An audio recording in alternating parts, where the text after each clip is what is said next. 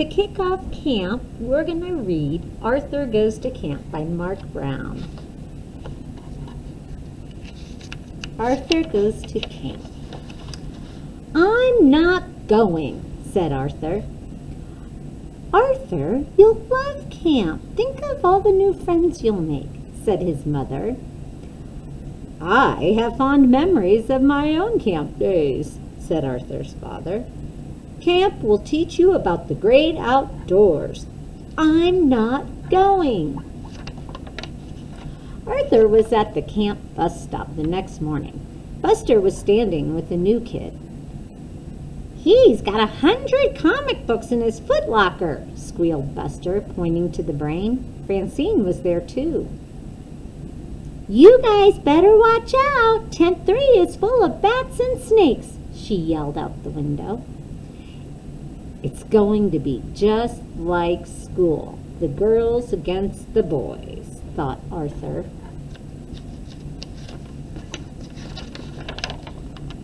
When the bus passed Camp Horsewater, even the girls stopped teasing. "Look at those guys," said Buster. "They're going to be in great shape for our scavenger hunt. No wonder they always win." "That's no camp, that's a zoo," said Arthur.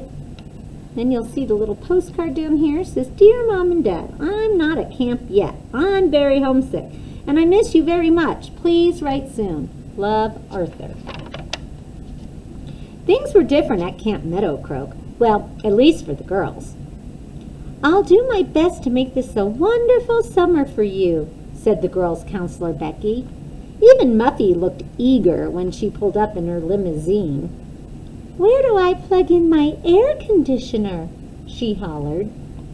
The boys' counselor was a different story. "Attention men, line up," barked Rocky. "Stand up straight, suck in those guts. I've never seen such a soft, flabby bunch. No dessert for you men this summer."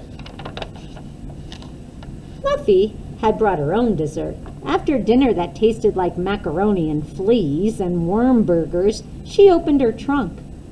The girls dug in.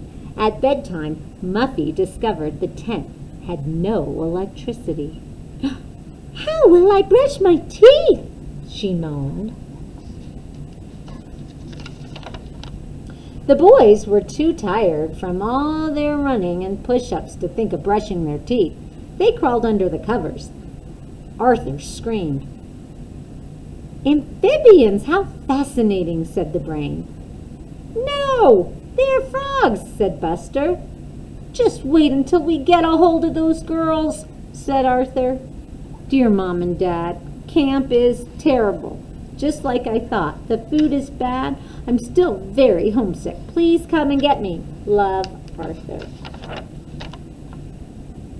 "Forget about the frogs," said the girls. "You guys better worry about the softball game instead." The girls were beating the boys at everything.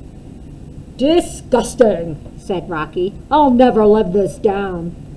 "Let's see you do the dead man's float, Buster." "Have a good trip, Brain." "Hey, Four Eyes, need new glasses?" Well, they're not being very nice.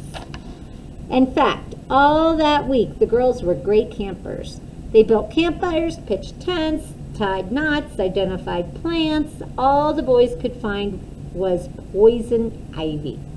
Rocky hid in his cabin. Arthur wrote postcards home.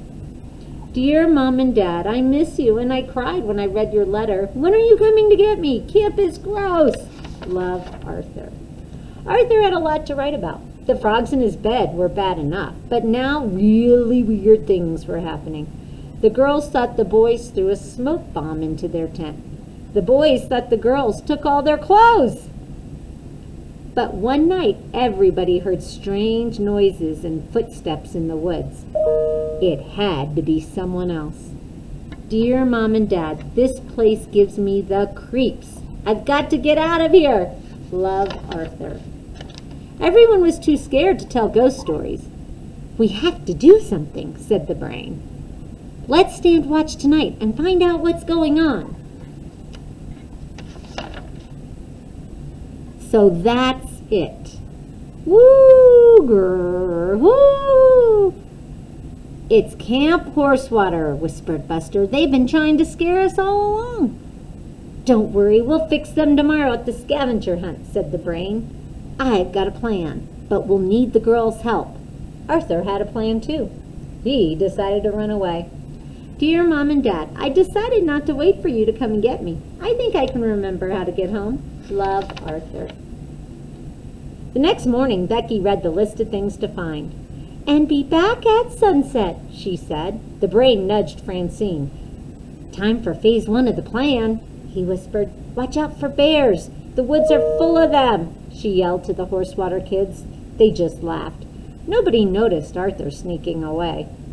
It says, welcome to the annual Meadow Croak Horsewater Scavenger Hunt. They had to find frog, an oak leaf, a balloon, sunglasses, sneaker, banana, an alarm clock, and a flashlight. Everybody was in the woods looking for things. Strange noises started coming from the bushes.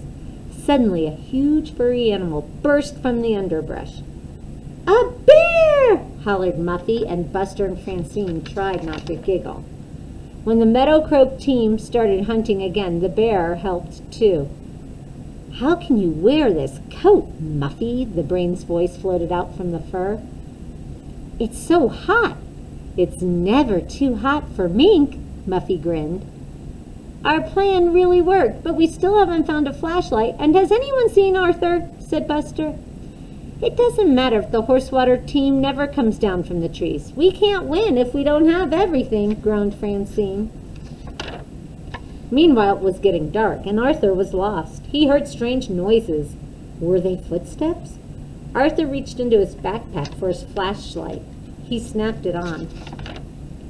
A flashlight! We won! 3 cheers for Arthur! Dear Mom and Dad, the scavenger hunt was great. Camp is great. I want to come back next year. Love, Arthur. And that's the story of Arthur Goes to Camp.